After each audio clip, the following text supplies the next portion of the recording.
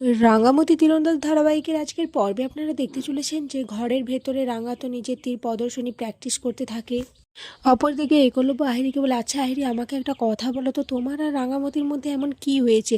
এই কিছুদিন আগে তোমরা নিজেদেরকে সহ্য করতে পারতে না, আর এখন এখন তোমরা এত ভালো বন্ধু হয়ে গেছো। আমাকে কাহিনীটা বলো, কি হয়েছে তোমাদের মধ্যে? আহিরি তখন বলে, রাঙা নিজের ভুল বুঝতে পেরেছে একলব্য, ও আর আমাদের মাঝে কখনো আসবে না, আর তাই আমিও ওকে ক্ষমা করে দিয়েছি, আর এখন আমরা ভালো বন্ধুও হয়ে গেছি। তুমি ডিভোর্স পেপারটা রেডি রেখো একলব্য, রাঙা সই করে দেবে বলেছে। আহিরি বলে, একলব্য চলো না আমরা কোথাও ঘুরে আসি, অনেক দিন তো হলো আমরা কোথাও যাইনি। একলব্য তখন বলে, না হেরি, আমি যেতে পারবো না, কারণ রাঙামতি এখনও আমার লিগ্যাল ওয়াইফ, তো আমি এখন যেতে পারবো না তোমার সাথে। আহিরি তখন বলে, কেন যেতে পারবো না? আর রাঙা তো আমাদের মধ্যে আসবে না, আর ও তো আলাদা থাকবে, সেপারেট থাকবে। একলব্য তখন বলে, কেন কেন ও সেপারেট থাকবে? এই বলে একলব্য ওখান থেকে চলে যায়। আর আহিরি ভাবতে থাকে, আমাদের মধ্যে কি অনেক দূরত্ব তৈরি হয়ে যাচ্ছে একলব্য। অপরদিকে বৃন্দা আহিরিকে ফোন করতে থাকে। আহিরি ফোন রিসিভ না করায় বৃন্দা বলতে থাকে, কি হলো কি, রাঙামতির সাথে বন্ধুত্ব হয়ে কি ওর মাথাটা একেবারে গেছে? ওকে আমি এত কিছু বললাম, ও ও এখন আর আমার ফোন তুলছে না। সাত্তকী যখন বলে, আরে এখন ধরছে না, পরে ধরবে, এখন চলো।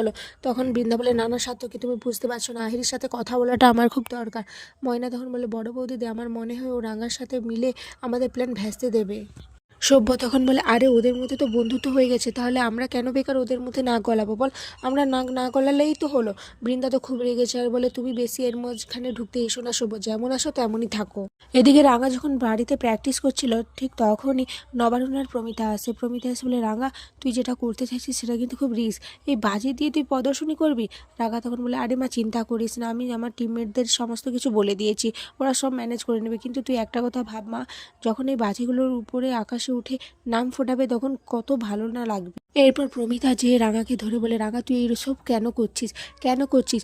তুই এখন আর আক্কুর কাছে যাস না, ওর রুমে থাকিস না, আর এখন আহিরি আক্কুর সাথে থাকে, তুই কোনো কিছু বলছিস ওরা কেন করছিস? আহিরির সাথে তোর বন্ধুত্ব হওয়ার পর থেকে তুই কেন এভাবে বদলে গেলি?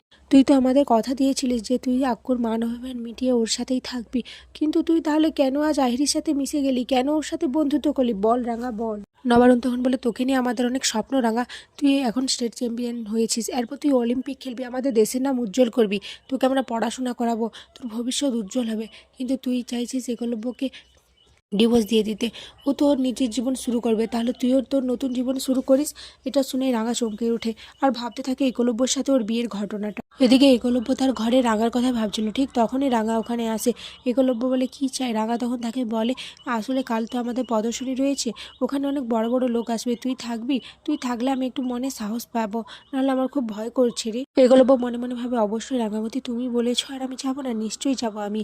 এদিকে রাঙা তখন বলে, তুই যাবি, তুই যদি আমার পাশে থাকিস তাহলে আমার কোনো ভয় হবে না, আর যতদিন আমি এই বাড়িতে রয়েছি তোকে একটু জ্বালাবো আর কি। ঠিক তখনই ঝড় উঠে যায়। রাঙা আর একলব্য দুজন মিলে দরজাগুলো জানলাগুলো বন্ধ করতে থাকে। এভাবে কাগজ টাগজ সমস্ত কিছু ঝড়ে উড়ে যেতে লাগলো। ঠিক তখনই রাঙামতি পড়ে যেতে লাগলে একলব্য রাঙাকে ধরে। এরপর দুজনে তো নিজেদের দৃষ্টিতে স্থির হয়ে যায়, আর ঠিক তখনই খুব জোরে বাজ পড়ে, আর একলব্য আর রাঙা একে অপরকে জড়িয়ে ধরে। এখানে আজকের পর্ব শেষ হয়ে যায়।